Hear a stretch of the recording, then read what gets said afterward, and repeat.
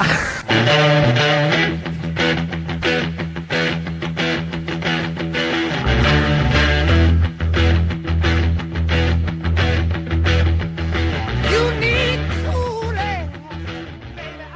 evening, everyone. Hope you're all doing well. My name is Craig Malice. I'm back again this week. They brought me back for at least one more episode, I think. I'm with the Hall of Famer, Alan Willie. Hi, Alan. Thank you for being here. Thank you. We have a name. We've been given a name now, and we're very, very excited about it. This podcast will now be called Soccer with a Kick. Obviously, it's about soccer, and we have... Thank you. That's the first applause anyone's given me all week, so I'm very, very excited. Funny story to start with this one, Alan. I kind of mentioned it to you on the way in. I was in bed this morning at around 7:30, and I heard a knock on my door. Well, as we talked about last week, I have no social life whatsoever. Nobody comes over. Nobody knocks on my door. So I was not worried, but I was, at this time... Then I hear someone put a key into the door and try to turn it. Now, this is where I start getting really worried. I'm like, do I do the Scottish thing and get up and confront them? Or do I just hide in my bedroom with the cat and lock the door? I had no idea. Nobody's ever been here. Been over. I decide to get out. Two men come in. They're plumbers. Well, the reason this is weird for me is I recently just bought a condo. So when I rented for the past 10 years... You get the knock on the door, you get the phone call, people saying, we're coming up tomorrow, we're coming up on Tuesday to do something in the apartment. I own it. I thought I was supposed to be the one that fixed the valves under the sink and in the bathroom sink. So there's me standing there in all my glory. I did have boxer shorts on. They were the tight ones. And there's two men just staring at me. And my heart's been beating all day, Alan. I don't know if you've ever had to go through anything like that, but like I said, nobody comes over, and that's what happened. So I don't know if you have a familiar story or something similar. Not really, but the only thing I would say is I don't want a Scottish guy. Only pipes he should be playing is the bagpipes. Oh, I'll give you that one. That was a good one. But I started working out again recently, so I was not looking too terrible. Like I was earlier, but no, it was honestly I was really, really kind of flustered when you hear someone putting a key in the thing that you own and you're the only one with a key. It kind of scared me a little bit. So I'm sure the guys were really impressed with your Cristiano Ronaldo 7 underwears. Oh, so. I know, yeah. I know he sends them over at me all the time. I keep telling him to stop doing it, But let's get on with this. NASL. Who won? Well, as you heard last week, I picked Ottawa. I thought they were the best team all season, and they started off the way. The game, that the first 8-9 minutes, they were the better team, and unfortunately, just like in the Minnesota game, they gave up the first goal in the 8th minute, exactly the same in Minnesota when they played them the week before. But I was thinking about it. The last game of the season, Ottawa, they played a weakened team, and because of playing the weakened team, they end up tying the game, and they lost the home field advantage all the way through. So I'm sure they're kicking themselves thinking about why they put almost a second team out there rather than go for the win and make sure you get home field advantage through the playoffs, because they would have had a much better chance playing at home in Ottawa than they were in New York. But I just watched the first half. The first 8 or 9 minutes, it was all Ottawa. New York's got a good goal. And then kind of settled down a bit. It's kind of even through the rest of the first half.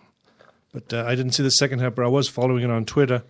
And I saw the Heineman scored 2 goals again. And we talked about him last week. If you met him on the street, you would never think he was a soccer player. But he just does his job. He works hard, chases balls in the corners that no one else would do. And he ends up getting 2 goals out of it. I'm going to be a little bit hypocritical here. I know why managers and coaches rest the players. As both of us ex-players, we know why they do it, but at the same time, I have no idea why they do it. As a player, that must be the most frustrating thing, because you can train as much as you want, you can be in the gym as much as you want, you can be in the fitness room as much as you want, but nothing replicates an actual game scenario. And especially when you're plugging away all season, you have that the momentum, you're playing well, and then to be put on the bench or not make the 18. And I know that's why they have squads. I know it's about the bodies. It just, when it's that close to the playoffs at a big game, the boys, as you know, they just want to play. I understand if there was nothing on the line, but with home field advantage definitely on the line, you would want to play any playoff games at home if you can. And I'm sure it's a big mistake looking back by Ottawa, thinking that we should have put a stronger lineup out rather than rest one or two players. They were lucky all season long that we talked about in the pregame when we played them up in Ottawa. They had the same back four the whole season. There might have been a matter of minutes where someone came off late in the game. But other than that, the back four was the whole season long, which was huge for them. But I really thought that they played in New York 3 or 4 weeks before that, and they won comfortably 4-1. And I thought it was pretty much going to be the same kind of game because Minnesota played New York 3 times this season, and for me, New York didn't show me anything.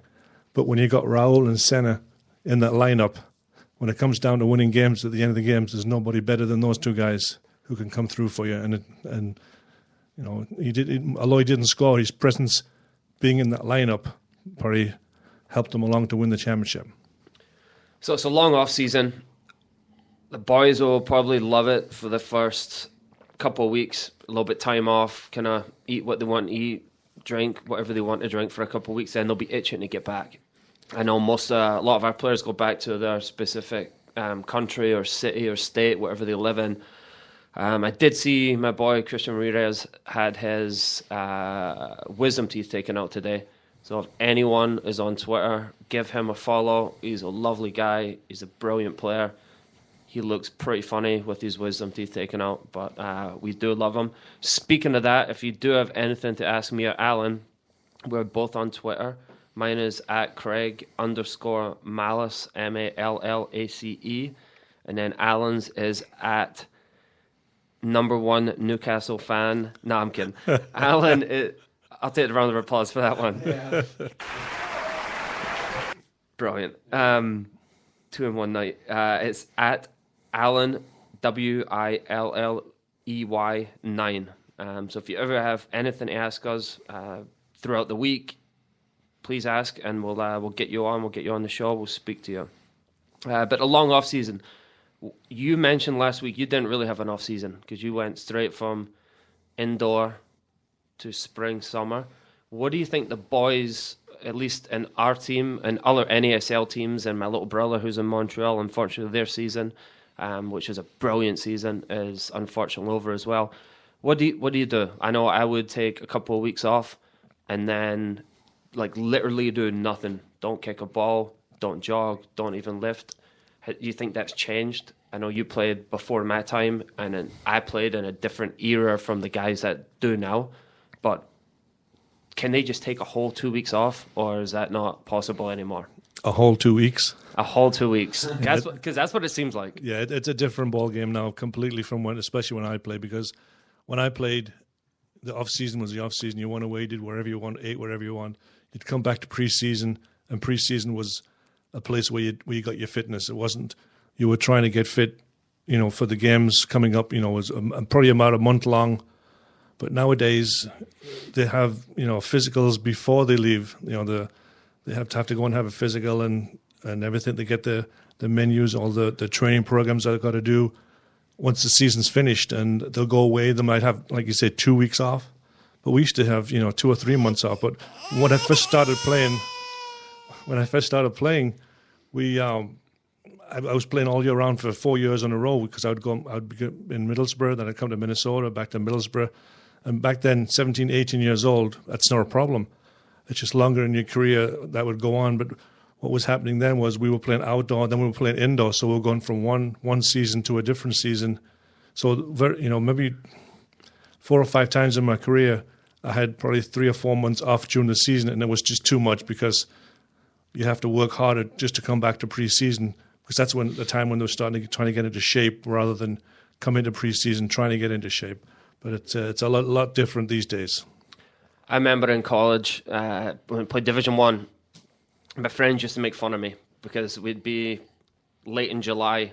I'd have to be right back at school, back at Milwaukee, and they're having fun, going to concerts, enjoying the weather. They're out in Stillwater watching Leonard Skinner and bands like that. They're absolutely loving it. And there's me going back up for pre-season, and a friend would, these before texting, that's how old I'm getting, friend would send me an email or even a call and just say, what you doing on October 21st?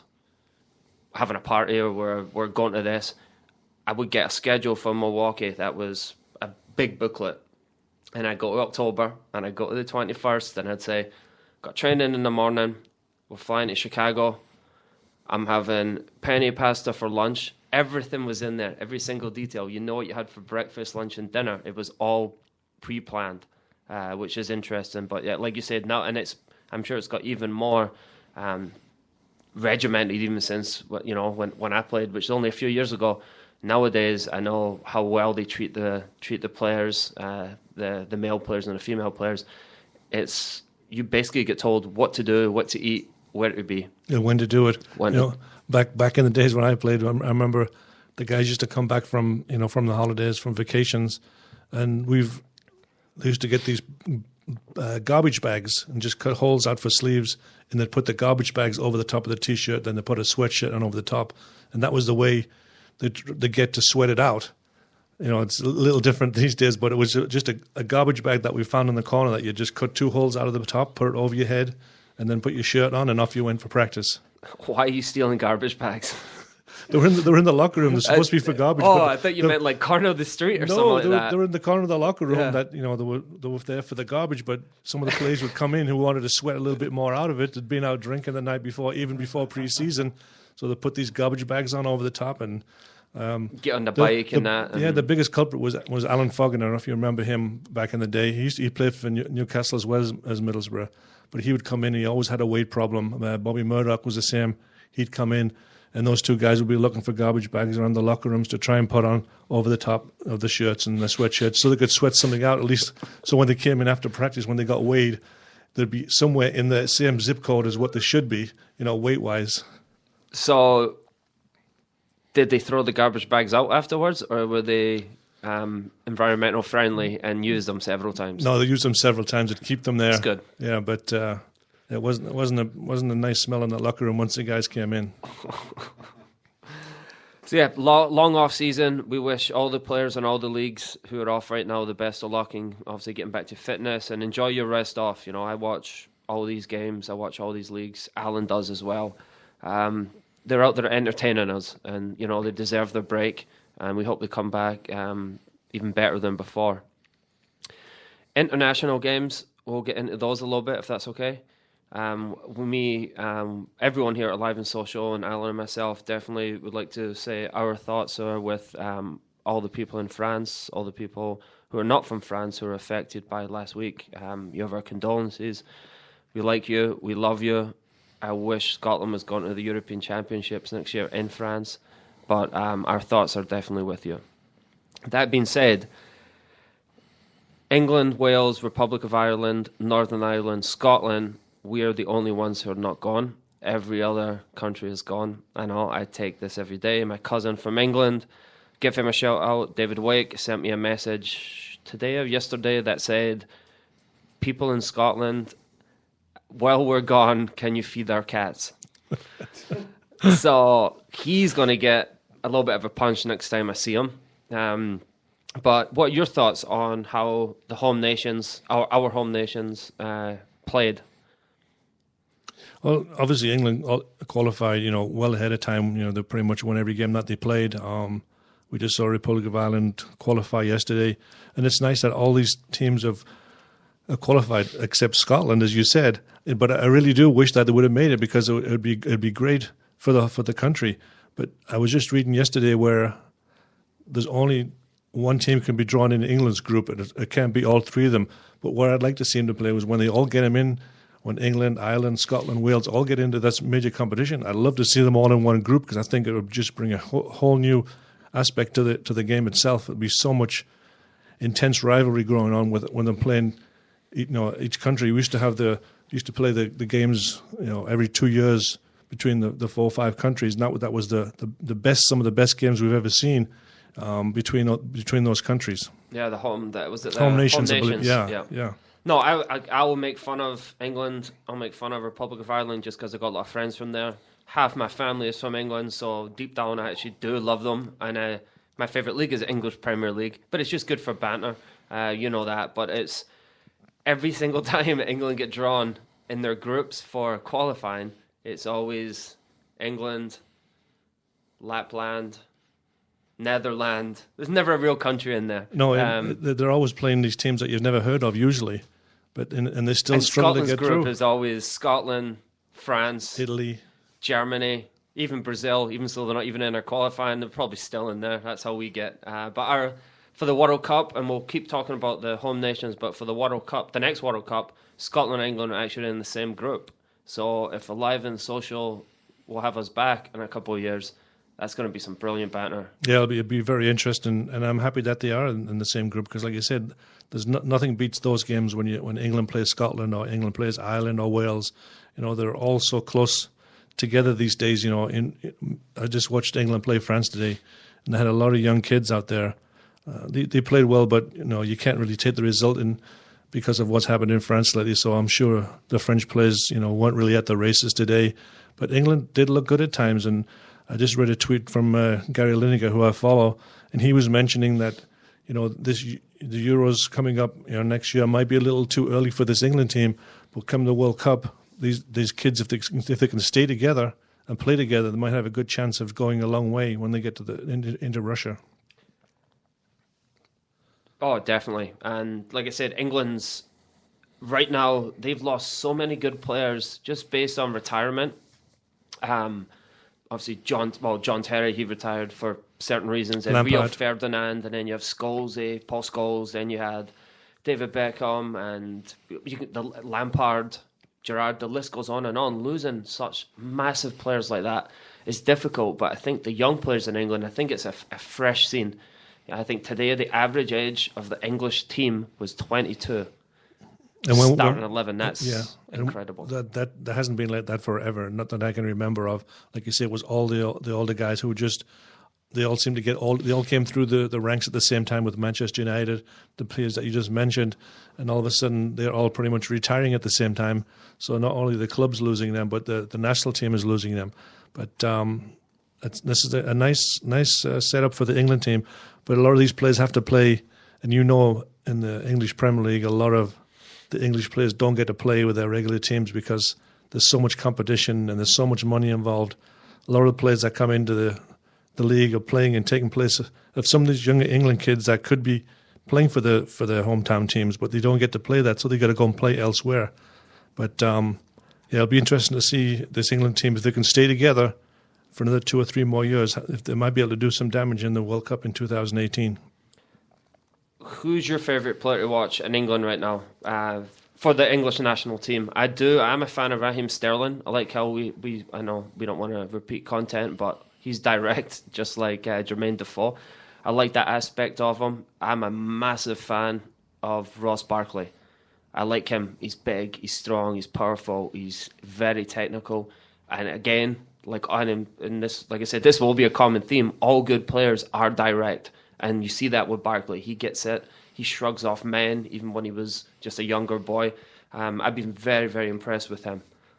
Yeah, I like how Barkley gets on the ball and he runs at people. You know, there's not many English players in the Premier League that can do that, but he's good at doing it. You know, we saw a couple of times in the last couple of years where he's taken the ball from his own 18-yard box and taken the length of the field and scored some great goals. But you took the words out of my mouth about the favourite player to watch, and it is Raheem Sterling. But with the skill and the speed that this guy's got, he should be scoring 30-plus goals a season for now Manchester City, or even when he was at Liverpool. He gets in so many good scoring positions, but he just hasn't got the technique to put that ball away a lot of times, but he gets in so many good positions. And if he can start scoring, Manchester City could walk away with the title this season. And I hope he finds that in his game, because he does, like you said, he's got every other tool in the tool belt. He just lacks a final product. Yeah, he's not a finisher like maybe what Alan Shearer was or someone like that, but he's got so much speed that he can get behind the defense, and once he gets behind them, you know, it kind of finishes. Sometimes he panics, but he gets into great positions, but he just doesn't finish them off most of the time. I did want to move on to kind of talk to quite a few of the countries, obviously. Wales would be the next one on the list. I don't think we have to spend a lot of time on them because there's only one name, Gareth Bale. Actually, no, they do have some good players. Probably one of my favourite midfielders in the English Premier League is Aaron Ramsey. Yeah. Last year, he really broke out. He could finish. He added that to his game. He wasn't just a box-to-box. He wasn't just a passer. He wasn't very good, or he was very good tactically, but that wasn't just it to his game. He added finishing, and he scored a barrel load of goals last year before he got injured. He also seems like he is a little bit injury prone. Kind of like the whole Arsenal team pretty much. But kind of like Wilshere too. But you're right. A couple of years ago, he was just on the outsides of the team, trying to get into the team, and all of a sudden last year he came in and he took it much by storm. He was scoring goals, but he's a good box from one box to other box kind of a player where he worked so hard in those areas, and he was one of the main reasons why Arsenal did so well. And he seems a little off this season so far. I'm not sure if he's got a niggle injury or something, but he's a little different. But yeah, like you said, the other guy, Gareth Bale, he pretty much is the Wales team. Everything goes through him, and as Gareth Bale goes, that's how Wales go. We can move on to Republic of Ireland. I've always had a soft spot for them until we drew them in the group, and we didn't lose to them, but they got the third place, went to the playoffs, and went through. So I would like to congratulate anyone who supports Republic of Ireland. I'm still pretty salty. I'm still pretty bitter. I'm still really hurt that you knocked us out. But out of all the home nations, I've always had a soft spot for them. It probably comes back to one of the first World Cups I watched was probably '94. I was only 7 or 8, so sorry if that makes you feel old. But I was only like 6, 7 or 8. It was here in the US, and I saw Ray Houghton score a screamer against Italy. A beautiful goal, and I've always had a soft spot for them there. Robbie Keane, who also I have his jersey, my little brother. Callum, who sent it to me, I have that. I know he said one day and Robbie Keane is the all-time Irish goal scorer. Brilliant Premier League player, now plays in the LA Galaxy. My brother said as soon as I get my own place one day, or settles down, buys a house, he wants it back. Callum, I know you're listening. You will never get that one back because I'm a big fan of him. Who do you like for Republic of Ireland? I've always liked them ever since my old boss Jack Charlton was the manager there. Way back in the 90s. Like you said, in '94, I'd already retired by then. But I've always followed them. Like I said, Robbie Keane, he's just a goal scorer. He always has been. Doesn't matter where he's been. For such a good goal scorer, he moved around quite a bit early in his career. He was at a bunch of different teams, but everywhere he went, he'd always score goals. And he ended up coming in here to the Galaxy, and he was their leading goal scorer as well. But for me, he's the best player for me. Before we move on to Northern Ireland, obviously the US are playing tonight against Trinidad and Tobago. It is 0-0 right now, and it appears to be halftime. Would love to give a shout out to my friend and a very, very talented player, Miguel O'Barra. Miguel was in Minnesota, I believe, for 3 years. Alan, you might correct me if I'm wrong. I became closer friends with him last year, and he's a brilliant player. The speed, he can run exactly the same speed with the ball than he does without the ball, and he's just a humble guy. If you got a chance to speak to him, we'd be hanging out in places, and everyone wanted to go, speak to. He was a Golden Ball winner, which means the best player in the NASL, voted by fans and his peers. And he was just the most humble, down-to-earth guy. We sold him in January. We sold him in July to Club Leon in the top league in Mexico. So we're very, very happy for him. We're sad he left us, but I'm really excited to watch him play. Hopefully he gets on tonight. So that was kind of like a long-winded shout-out to Miguel. Yeah, well, it's good to see him play with Minnesota United, but he left at the time where he was really coming into his own. The times I saw him earlier on, he was in and out the lineup, and just the last couple of years he got in there, and he ended up getting into the national team with some of his performances, and it was well worth it because, he has an engine that doesn't stop. Whether it's the first minute or the 90th minute or the 120th minute, as it was in the playoffs last year, he just non-stop, and you could see him just growing with confidence by every game. But it it was good, and it was sad to see him go because he's gone to a much better league, better players. He's earning a national team spot because he's playing in a better league against better players and doing the same things that he was doing here in Minnesota. So it's good to see. No, yeah, we're all very excited for him. That was kind of like a long-winding tangent from Alan and myself. That's going to happen every week. Just get used to it with all the people that we know and how much we just love our soccer. We're just going to go off on all different areas. Northern Ireland, not going to lie, don't really watch them. Don't really know a huge amount about them, except for Georgie Best, who's an absolute hero of mine. If people at home have never heard of George Best, please go on YouTube and watch some of his highlights. He really is an absolute genius that was born in the wrong country. We would have loved him in Scotland. And he thought, I know Northern Ireland, they have Michael O'Neill, who's the head coach, the manager. He's really turned them around. What did you see any other games? Do you know about any other players? Because I really don't. No, I don't. And like you said, I don't think I've watched them since George Best stopped playing for them, because that was the only reason why I would watch him, was because he was playing, and I got the chance to play against him a couple of times when he came over here. Played once against him when he was at Manchester United, and then again when he was over here in the NASL with a couple of teams, and he still had it then. He was just, like you said, one of the goals he scored, it might have been for Fort Lauderdale or Los Angeles, where he beat, I think, 5 or 6 guys in the box. It was just an incredible goal, and if you get a chance to go see it, look it up on YouTube. It's one of the best goals he's ever seen scored. I have his book. I have videos of him. He had everything. I've never seen, and that was back in the day, Alan, back in your day when defenders could do whatever they wanted to you. I've seen him just get savagely, brutally just destroyed. Doesn't even fall. His balance, his technique, I do know.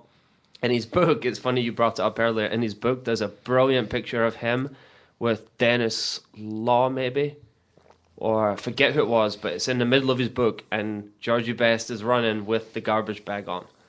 For pre-season training for, was it Fort Lauderdale he played for? Yeah, I think Fort Lauderdale. I think he also played for Los Angeles and maybe San Jose also. But that was high tech back in those days, the garbage bags. But some of the goals he scored is just incredible. It's just a treat to watch. We're watching a few of his highlights right here as we're speaking right now, and I kind of want to stop talking for a little bit and just enjoy. But he's absolutely insane. Biggest question for you is, did you ever go on a night out with Georgie Best? No, I'm not sure if it's unfortunate or I was lucky that I didn't get to go out, because you hear some of the stories about him, and you try to stay away from that as much as possible. But he was a legend on the night out. Yeah, I know. So that's a big. He's always been a hero of mine.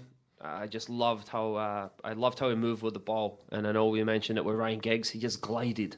And I can't keep my eyes off this screen, but you did mention yellow cards back in the day when yellow cards were actually for a foul. Yeah. Nowadays, you can't even go near someone, a little trip or a little tug here, and it's a yellow card. I just wish they would go back, because it kind of spoils the games. Teams that play very aggressively, they're on the back foot right from the get go. If someone gets a yellow card, they can't really be aggressive anymore, and it changes the games. But like you said, back when I played, or back when George Best played, you get scythed down, and sometimes the referee would just play on. He wouldn't even come back to talk to you. But you had to work really hard to get a yellow card, and for my goodness, to get a red card, nowadays you might get 3 to 6 in prison with some of the tackles that went on back then. So the last home nations team we have to talk about, and obviously the best out of the home nations, is my Scotland. And not biased in any way about it. I know my football. I love my football, my soccer. So I have no bias. I've been disappointed by Scotland my whole life when it comes down to the weather and then the national team. But we've been really organised under Gordon Strachan, and it seems more of a club rather than a national team, which before it was more of a national team. The boys, they get together, they go away for the weekend to Leith. They have a few drinks, they go play. Nobody really wants to get injured because the club is the one that pays them, not really the national team. But Strachan's brought it back, more of a club. Yeah, and we're actually producing better players now, and we might get into youth development a little bit later because that's what I do, and I want to hear your thoughts on that as well. Even so, you don't coach, you know the game inside out. It'd be nice to hear what it was like when 10 years ago, 20 years ago, 30 years ago. But Gordon Strachan has really brought a passion back to Scotland. We were unlucky to go out. Only reason we went out of the European Championships basically was because Republic of Ireland somehow got a win in Germany in the 94th minute, and Poland somehow equalised against Germany away. Those are games that when I saw the group, those home against Germany, away against Germany, you kick those out. You say 0 points, and you kind of go from there. Republic of Ireland, we beat and we drew with. Poland, we drew twice with. Again, typical Scottish fashion. If we won against Poland the last game, we would have got the third playoff spot. And then we conceded some horror goal in the 93rd minute. That's when I just went home from Brit's pub and just cried for quite a while, to be honest, because it always happens to us. We lose to England 3-2, and England's a much superior team, but we give you a brilliant game. 1998 World Cup, Scotland, Brazil. John Collins, who I actually know his nephew pretty well that lives over here, he was a very good player for Scotland. He scores to make it 1-1 against the world champions in the first game of the World Cup. Own goal in the 88th minute, Brazil win. And that's when they had the real Ronaldo and all those boys. It's just it's really getting old, the glorious failure. And that's kind of what we're getting dubbed. And when you see England, Wales, Republic of Ireland, Northern Ireland all making it, and we're the only ones that don't. Like, I think even Lapland got in. That's how bad I'm feeling right now. What are your thoughts on Scotland in the past? Because we had some magic players back in the 60s, 70s, some of the best players in the world probably, and then the Scotland now. Well, I watch Scotland as much as I watch Northern Ireland. Thanks, mate. No, but I think Scotland, they seem to play the good teams. The Brazils, the Germanys. They seem to play them, on an even field. Not too bad. It's the in between teams where they seem to struggle against. And I don't know the results of this year's European Championships or the qualifier rounds, but I'm sure there was some games where they should have come out and won. They did win the game. I forget who they were playing. Fletcher scored a couple of hat tricks against them. But those are the games you got to keep winning all the time. But Scotland are likely to throw in a game like that where they'll end up losing or tying to a no-name team when they really should win. But I used to enjoy watching Scotland back when I played, because I played alongside Graham Souness when he was at Middlesbrough. He was a tough tackler. And he was, if you look at some of his tackles on YouTube, there's one that's on there that's just absolutely horrendous. And it was just, I don't know how the guy got up and walked away. But he was... I don't think he did. I think he's still sitting down. That was like 82 or something like that. There was him and Archie Gemmell and guys like that. Scotland were a great team back then. But I haven't seen much of them play lately. You're going to be lonely when you're watching the European Championships next summer, and there's going to be no Scotland in there. I really do. I wish they were, because, like I said, when you get all the teams in from Great Britain playing in a huge tournament like this, it can only be better for soccer all around the country. Yeah, no, I agree 100%, and that's the only thing that kind of helps me get through it and gets over my disappointment is that the other four teams made it. So now I got someone to watch. I watch all the leagues. I love all football. But English Premier League is my league. I want to see those players playing, whether they play for Ireland, Wales, or England. I just want to see them play, and it's the only decent thing, at least in my opinion, about Scotland not being there, is we can get to watch them. Fun little trivia thing for people, or when you're at your next party or your next soccer gathering. Sweden played Denmark today. It was 2-2. Last week, or I think they played Friday. Sweden were home, Denmark was away. So on the scoreboard it said SW. Well, we'll start before we do that. If you add all the letters from both teams together, it said SWE against, or a little dash, DEN. If you take the other letters in Sweden and Denmark that have not already been used, it comes up Denmark. What do you think of that, Alan? Did you know that? I just saw that the other day. We must have seen the same website or the same Twitter. I just came up with it 5 minutes ago. Well, I saw it a couple of weeks ago. Oh. So. But it is quite amazing, Sui and Den, and the letters that are missing make up Denmark. So it's weird. I thought it was a lot more interesting than my long-winded shower story that I said earlier, which I still think was brilliant. But I mean, I'm sure we'll hear your opinions on it.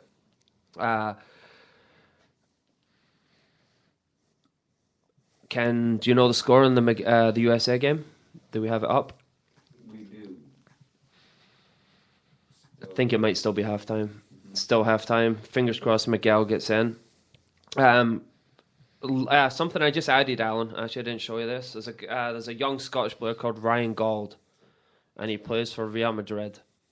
He now plays for Sporting Lisbon, and he's 16, 17, which is rare for a Scottish guy, any Scottish player to be anywhere near Real Madrid. Never mind even in the stands.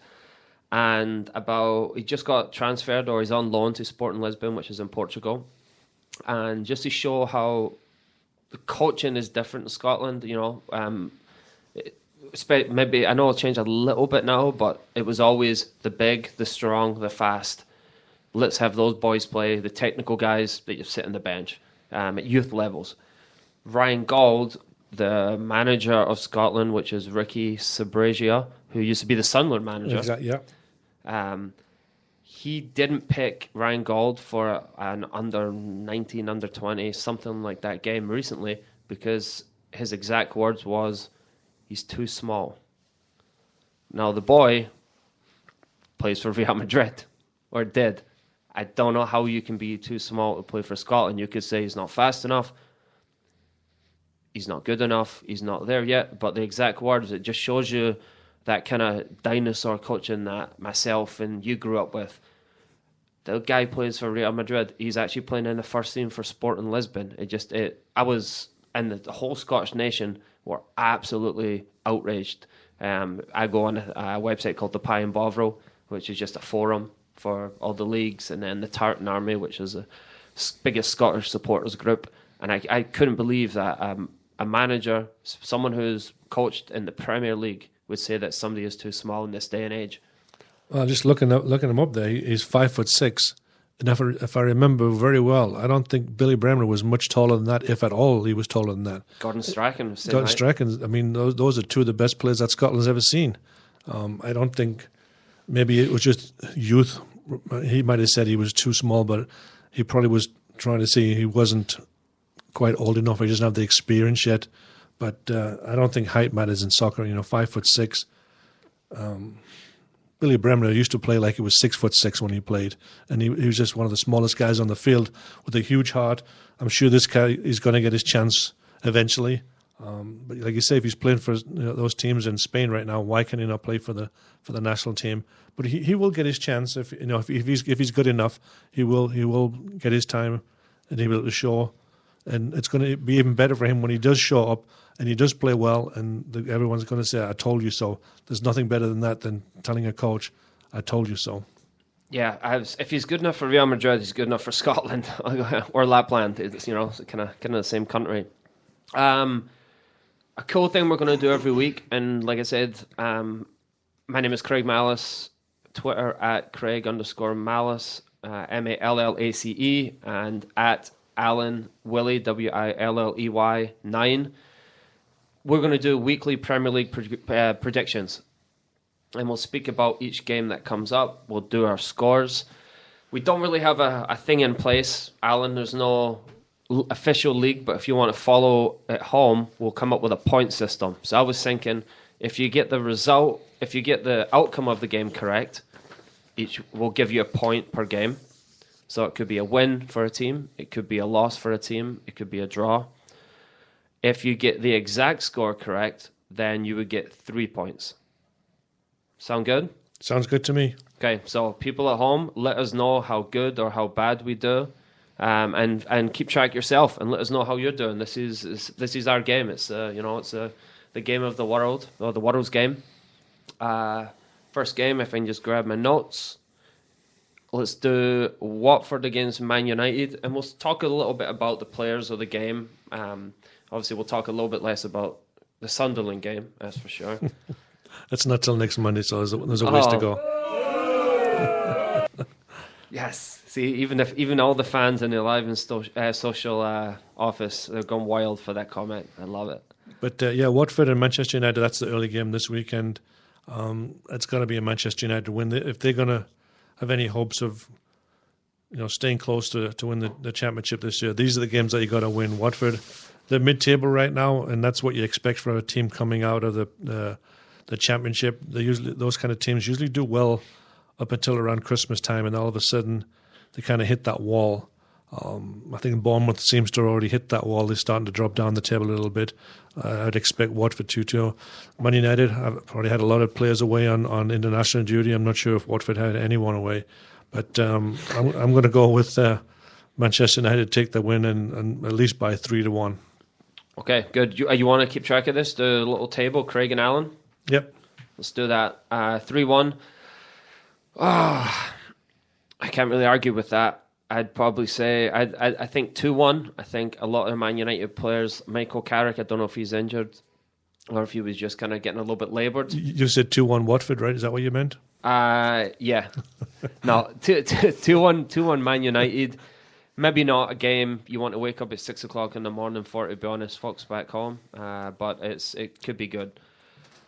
Chelsea against Norwich City. Now, this one is interesting to me because I'm absolutely baffled with how Chelsea are performing on and off the pitch with some of Jose Mourinho's antics. Obviously, I said before, he's my favourite manager by far. I think he's the best in the world. I read his books. The guy's just a pure winner. I think he's not handled himself well. I think he's lost the dressing room. This is one where Norwich are going in, I think, at a really good time, or is there going to be a backlash? Chelsea's had a few weeks off. The boys have been away with their national team. Jose might have had a little bit of time to calm down, kind of get his thoughts together, and then is Watford just going to get absolutely battered by him? I'm going to say it's going to be 4-0 Chelsea. I'm also going to pick Chelsea, but more of maybe a 1 or a 2-0.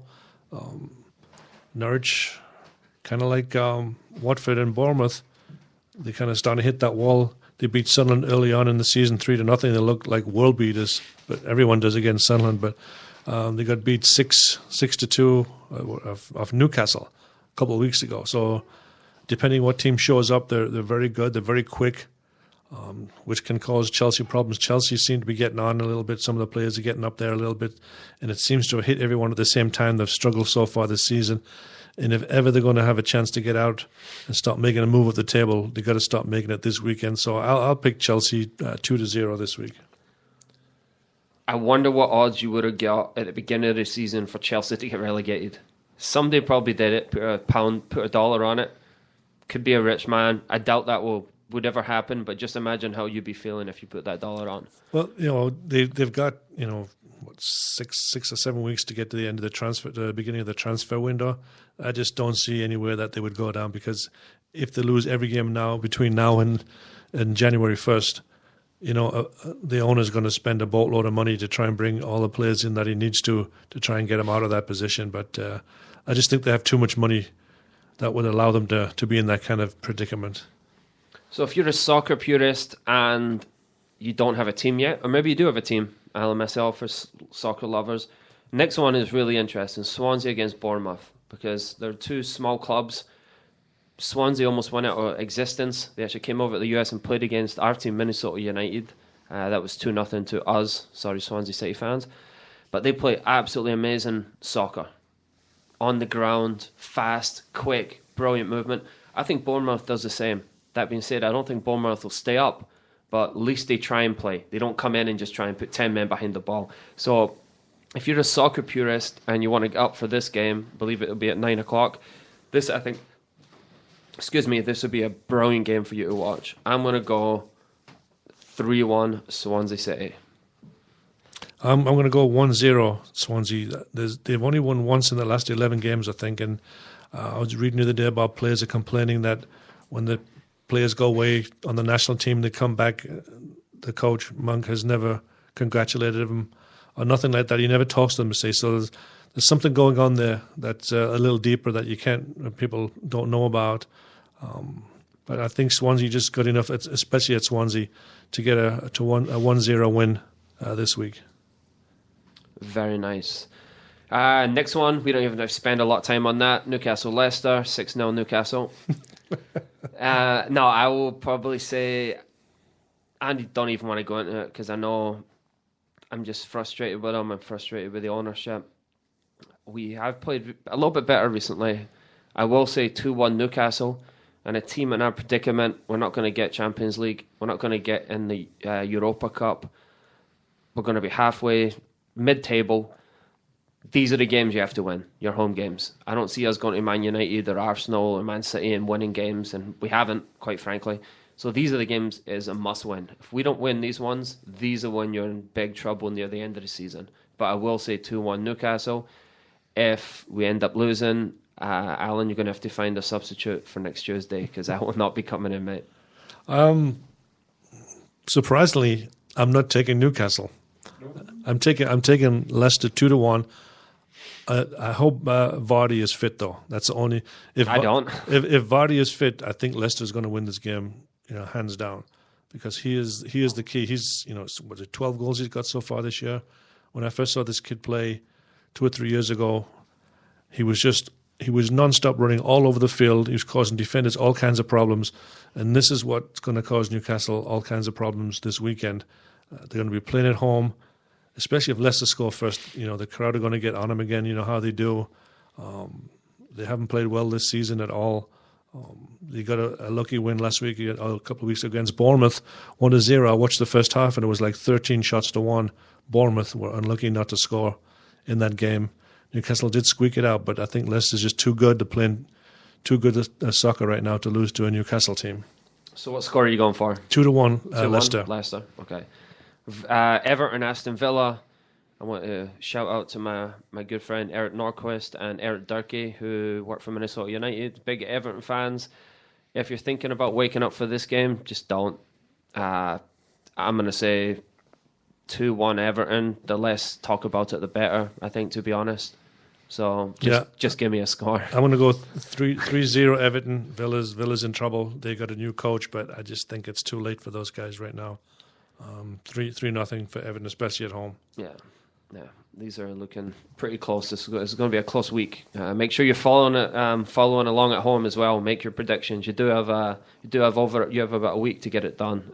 It'll be good to see if you can beat us, if we beat you, if you destroy me. It doesn't really matter. It's all fun. West Brom against Arsenal. I do enjoy watching Arsenal play. I always did. They keep the ball on the ground. They have good movement. We almost always beat them when Newcastle play them at home, so I love when they come to St James's Park. I'm going to say on that one, 3-1 to Arsenal. I know I'm going high on the goal scoring this week, but I see it. I've seen there's not many teams in the Premier League this year that sit in, put 10 men behind the ball and just defend, other than Chelsea and probably Villa. But I'm going to say 3-1 to the Arsenal. I'm going to go 3-0. I can't see West Brom scoring. I saw them play against Sunderland a couple of weeks ago. They beat Sunderland 1-0, and Sunderland weren't very good at all, and West Brom were just as bad. Hardly any chances. So if they can't create any chances against Sunderland, I don't see them creating any chances at all against Arsenal. Arsenal are up there at the top of the league. They'll be looking to add this 3 points, and I'm going 3-1. Only reason I say there's a 1 is because it's a Tony Pulis team.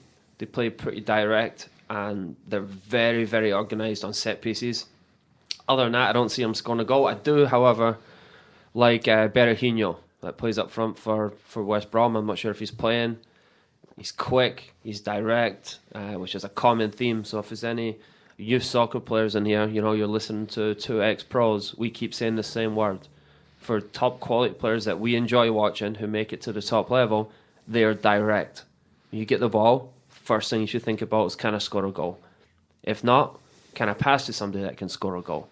then you kind of start getting into the whole possession thing. But that's young players out there. Please listen to the players that we're mentioning on their teams and watch them. That's how you get better.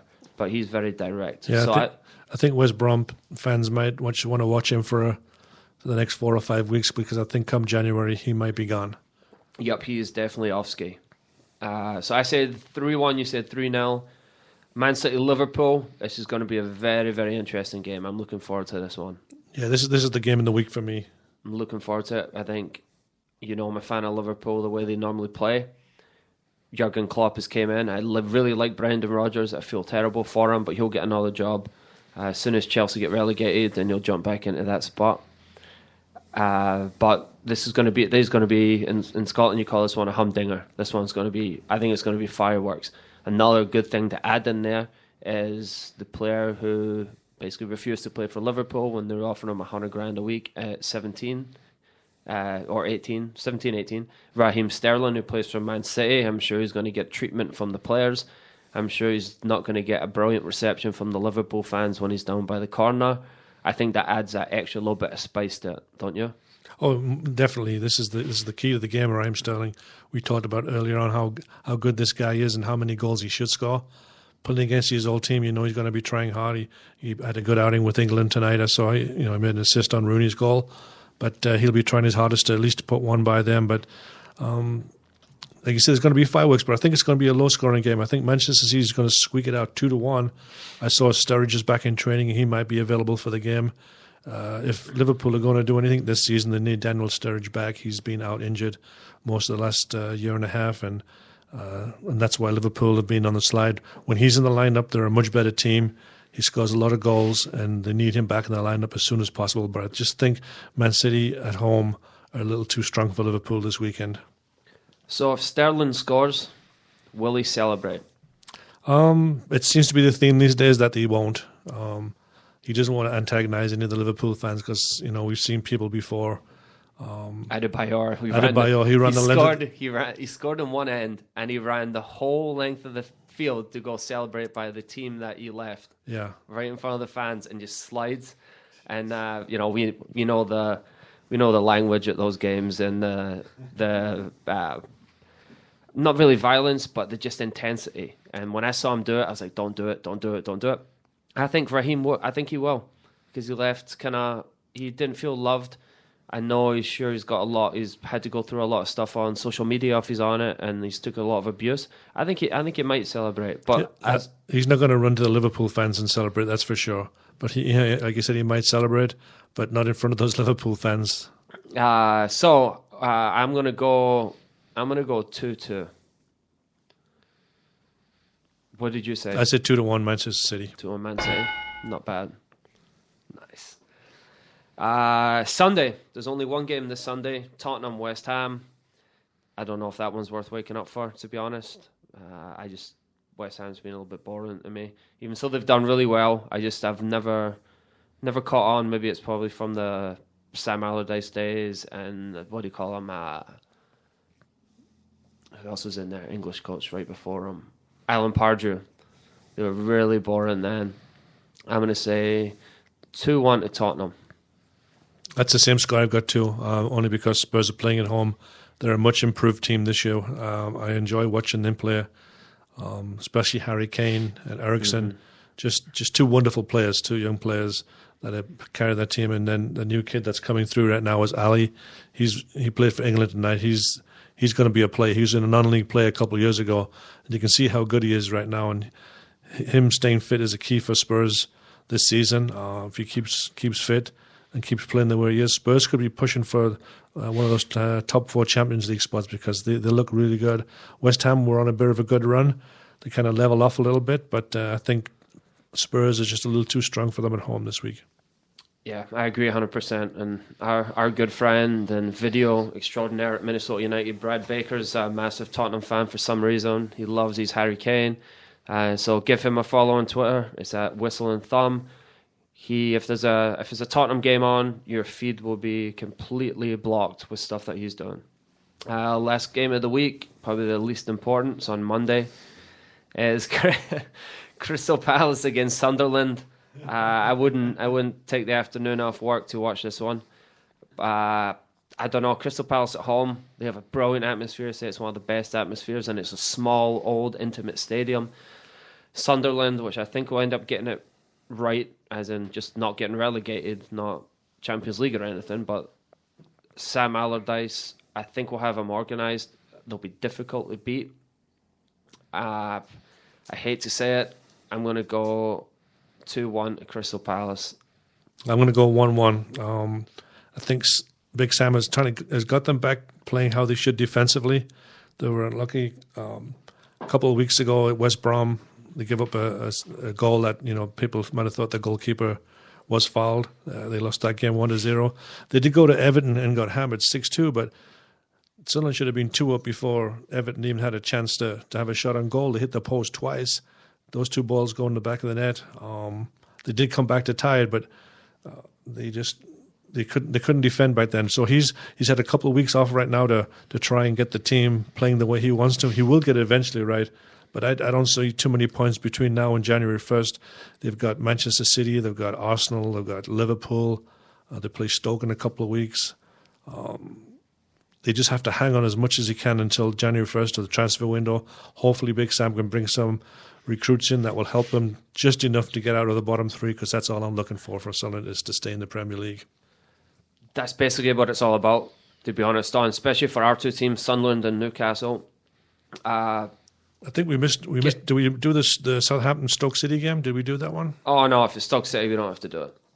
It's so boring. They always have been, or maybe it's just the name. But yeah, we can do that one. I'm gonna go 1-1 anyway. So I'll take a 2-1 Southampton. 2-1 at home. I wouldn't miss it for the world, Trebek. I'd give that one a skip as well. If you want to take my advice, I'm not saying it's expert advice, but if you want to take my advice, skip that one. Quick last point for the Sunderland Newcastle one. We just need to try and get as many points as we can away from home, and make sure you win your home games. And that's the biggest thing I think we both have to. And same goes for your Bournemouth and your Aston Villas and all the other teams down there, your West Broms. But that's a big thing. Try and get something away as a bonus, but at home you have to win it. Little update on the US game. It's in the 68th minute and it's still nothing. 64th minute and it's still 0-0. I'm not sure if Miguel's not been on yet. Okay. Fingers crossed that he gets on, because I'd love to be able to rush home and watch him play. No, that was a good one, Alan. I really appreciate it today. Make sure you please follow us on the Twitter at Craig_Malice, at AlanWillie9. Good luck to the US in the rest of the game. Thank you for being here. Sorry about the story this morning with me in my bed. All right, we'll see you next week. Alan, I really appreciate it. Have a good one. Thank you. Thank you.